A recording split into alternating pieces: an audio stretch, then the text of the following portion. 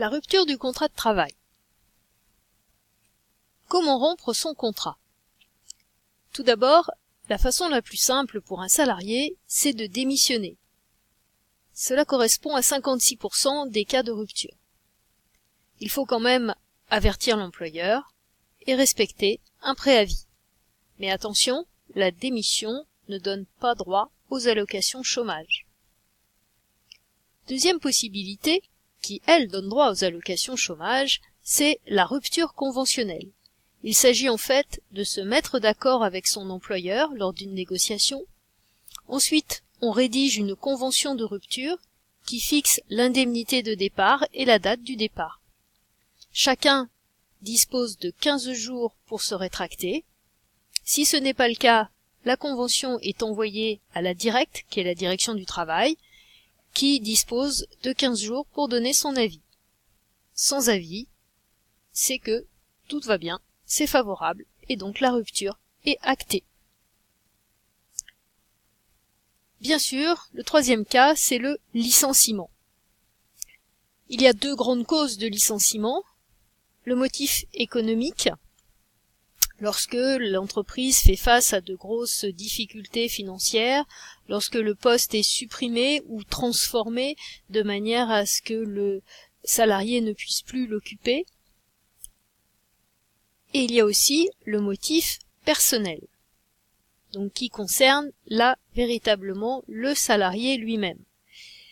Il peut s'agir d'un salarié qui a rencontré des problèmes de santé et qui n'est plus capable de pratiquer son métier correctement. Par exemple, un salarié qui se serait fait opérer d'une hernie discale, qui ne peut plus rester debout, c'est gênant pour un coiffeur. Il peut aussi être incompétent. Le salarié ne sait pas faire les brushings. On comprend que l'employeur ait envie de s'en débarrasser. Et enfin, il y a la faute du salarié, qui peut être une cause réelle et sérieuse, c'est-à-dire le salarié arrive tous les jours en retard, par exemple, et en plus il ne se justifie pas. Donc on peut garder le salarié dans l'entreprise pendant le préavis, mais on va quand même donc s'en débarrasser.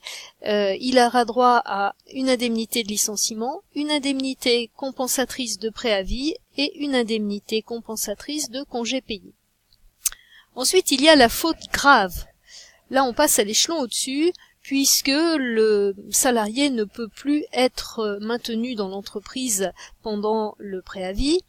Exemple, il a injurié l'employeur ou injurié la clientèle, donc il n'aura pas d'indemnité de licenciement, pas d'indemnité compensatrice de préavis, et par contre, il aura droit à l'indemnité de congés payés.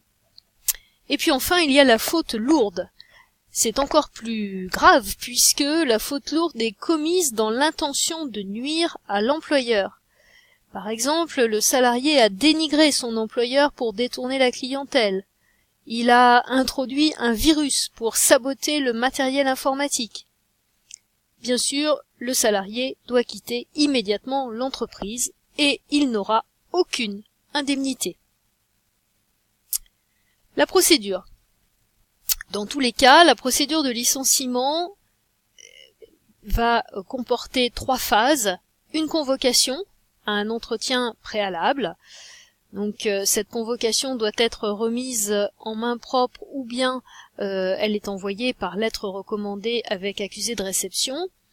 Ce courrier prévoit l'objet de l'entretien, la date, le lieu, et ensuite donc il y a l'entretien au cours duquel le salarié peut être accompagné d'un représentant du personnel par exemple.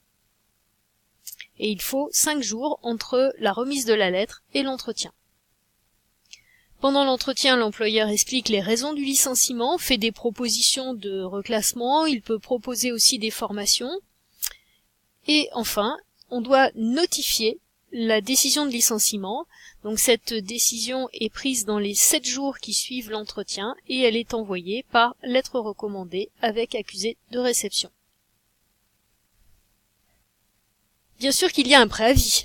préavis de licenciement, 1 mois pour un salarié qui a entre 6 mois et 2 ans d'ancienneté, et 2 mois si le salarié a plus de 2 ans d'ancienneté.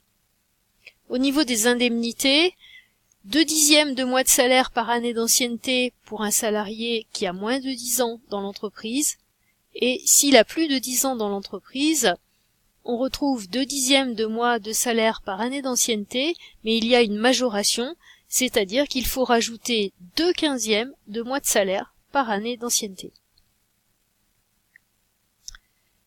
Et si on veut contester cette décision, c'est toujours possible, dans tous les cas, il suffit de saisir le tribunal des prud'hommes.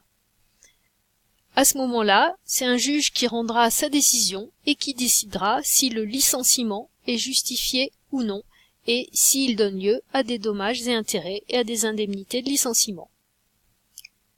La phase d'après. Bonjour Pôle emploi.